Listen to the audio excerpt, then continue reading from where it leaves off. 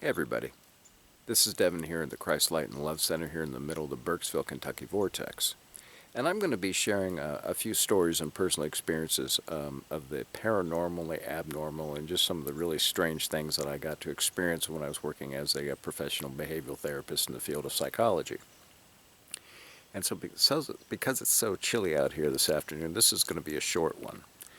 But this is one of those stories I think that until you've experienced for yourself, you may just never believe it, and probably one of those things that you may never want to have to experience for yourself.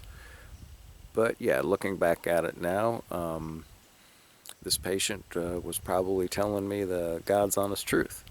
And that's only because I know now that I've had my own personal experience in this area. So I'll dive right into the subject. And I give a little bit of background of the client because I think that's important a lot of times. I won't give away too much. The names are changed. But Billy.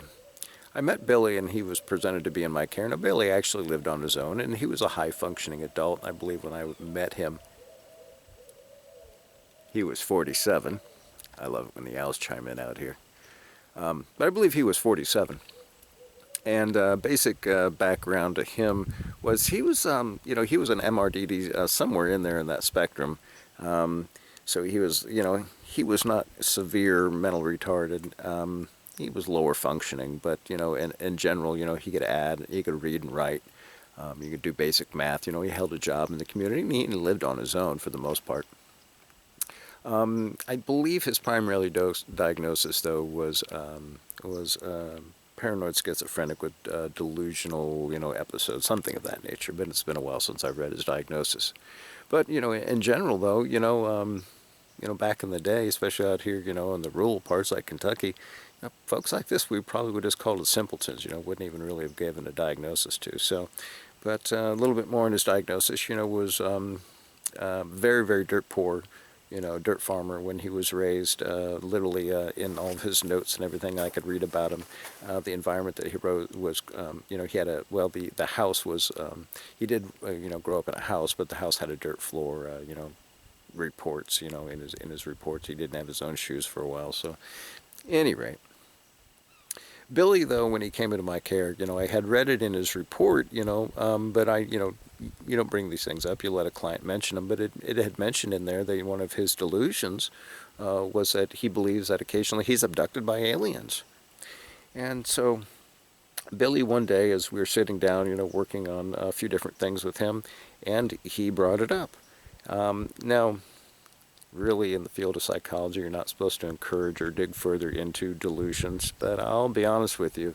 The first time I heard him say it, I think I kind of ignored it and dismissed it. The second time, I think I ignored it and dismissed it.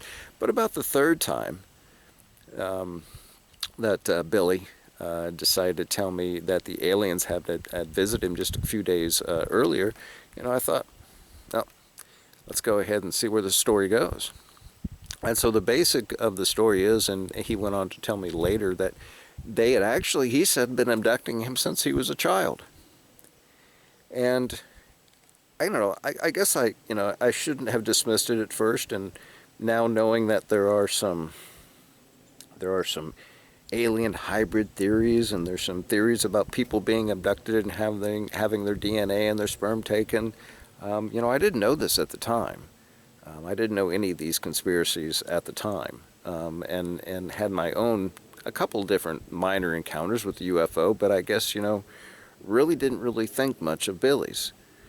But what Billy's theme was that I started to hear repeated over and over and over is that the aliens came again last night, and they took him aboard his ship, and they took some of his sperm, and that they brought him back, and they left him, and that they have been doing this, fairly regularly. I don't know, guys. Looking back now at little Billy, I don't necessarily doubt him because I've had my own experience outside of Gallup, New Mexico in the high desert one evening. So was Billy being abducted and were they taking his sperm, or was he delusional? I don't know. Standing on the other side of the fence and not working in that field anymore, I don't think he was delusional at all. I think he was probably being abducted quite on a regular basis. Anyways, guys, this is Devin here at the Christ Light and Love Healing and Training Center in the middle of the Burkesville, Kentucky Vortex. You guys be good, and I'll talk to you soon.